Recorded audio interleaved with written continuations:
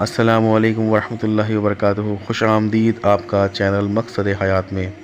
حدیث مبارکہ کے مطابق رسم وسعت اور لمبی عمر پانے کا عمل۔ رشتہ داروں کے ساتھ حسن سلوک کو صلہ رحمی کہا جاتا ہے، اور صلہ رحمی بھی اللہ تعالیٰ کو بہت پسند ہے، جس پر اللہ تعالیٰ بہت ثواب عطا فرماتے ہیں۔ قرآن کریم میں کئی مقامات پر صلہ رحمی کا حکم دیا گیا ہے۔ قرآن شریف میں آتا ہے کہ والدین کے ساتھ اور رشتہ داروں کے ساتھ حسن سلوک قائم رکھو۔ حضرت ابو ہریرہ رضی اللہ تعالیٰ عنہ سے روایت ہے کہ نبی کریم صلی اللہ تعالیٰ علیہ وسلم نے ارشاد فرمایا کہ جو شخص اللہ اور یوم آخرت پر ایمان رکھتا ہے، اسے چاہیے کہ اپنے رشتہ داروں کے ساتھ صلہ رحمی کرے۔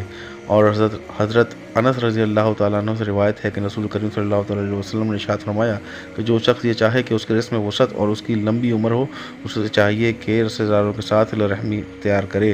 صلہ رحمی خالص اللہ تعالیٰ کی خوشنودی حاصل کرنے کے لیے کرنی چاہیے۔ اس کا مقصد محض بدلہ لینے یا دکھاوا یا رسموں کی پابندی میں کوئی کام کیا جائے تو ایسے میں کوئی فضیلت حاصل نہیں ہوتی، اور جب رشتہ داروں کی طرف سے اچھے معاملہ نہ ہو رہا ہو، اس وقت ان کے ساتھ حسن سلوک کرنا در حقیقت صلہ رحمی کا کمال ہے، اور اس پر بے حد اجر و ثواب کے وعدے ہیں۔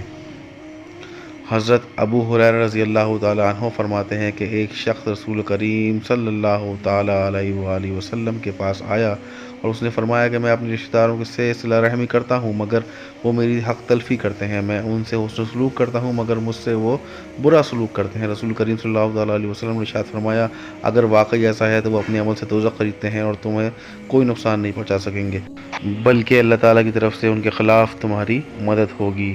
سبحان اللہ، صلو علی الحبیب صلی اللہ تعالی علی محمد صلی اللہ علیہ وآلہ وسلم۔ اللہ تعالیٰ ہمیں اس پر عمل کرنے اور آگے تک پہنچانے کی توفیق عطا فرمائے، آمین۔